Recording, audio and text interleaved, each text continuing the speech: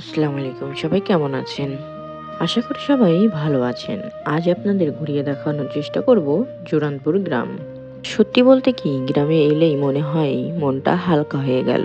যেন সব দুশ্চিন্তারা এক মুহূর্তেই দূর হয়ে যায়। চারপাশের পরিবেশটাও এমন যা দেখলেই মনে হয় শান্তি এসে ভর করে। শহরের এই কোলাহল, হর্নের শব্দ, দৌড়ঝাঁপ এসবের সাথে গ্রামের কোনো মিল নেই।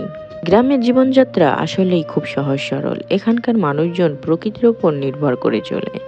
কেউ কৃষিকাজ করে, কেউ জমিতে কাজ করে, কেউ আবার গরু ছাগল পালন করে। কিন্তু সব মিলিয়েই তাদের মাঝে একটা শান্তি আছে, একটা নির্ভাবনা আছে যা শহরে পাওয়া যায় না।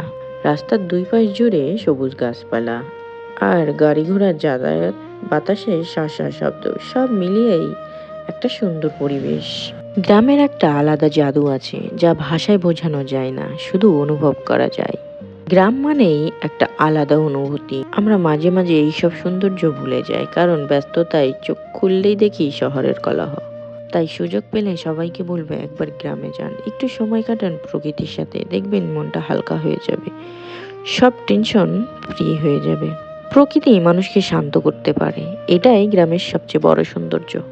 আর একটা কথা না বললেই নয়, আপনারা যারা নিয়মিত আমার ভিডিও দেখেন, সত্যি বলছি আপনাদের ভালোবাসা আমাকে প্রতিদিনই আরো অনুপ্রাণিত করে।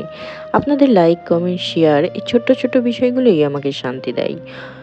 আমি যখনই নতুন জায়গায় যাই, নতুন দৃশ্য ধারণ করি, সবসময় ভাবি আপনারা যেন একটু আনন্দ পান, একটু প্রকৃতির স্বাদ পান। বিশেষ করে যারা সারাদিন শহরের কোলাহল, ব্যস্ততা আর যানজটে থাকেন, তাদের জন্য গ্রামের দৃশ্য দেখানোই আমার সবচেয়ে বড় আনন্দ। তাই আজকের এই সুন্দর গ্রামীণ দৃশ্যগুলো যদি আপনাদের ভালো লাগে তাহলে অবশ্যই কমেন্টে জানাবেন। আর আমার পেজে নতুন হয়ে থাকলে পেজটা অবশ্যই ফলো দিয়ে পাশে থাকবেন। আজকের ভিডিওটা দেখার জন্য সবাইকে অনেক ধন্যবাদ।